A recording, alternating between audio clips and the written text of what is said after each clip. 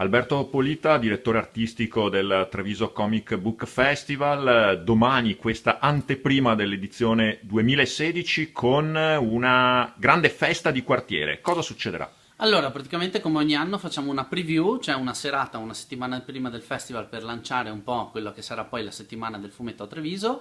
Questa volta abbiamo deciso di aprirci uscendo dal centro storico e di scegliere un quartiere. Abbiamo scelto Piazza Martiri Belfiore, dove sarà allestita una mostra a cielo aperto di illustrazione a tema cinema, proprio perché è comunque vicino anche al Cinema Edra, e quindi è una vera e propria mostra che rimarrà lì per un mese al quartiere, un museo a cielo aperto di illustrazione. E le inauguriamo chiaramente con una piccola festa, al quale appunto invitiamo tutti gli abitanti del quartiere dalle 17 alle 20:30.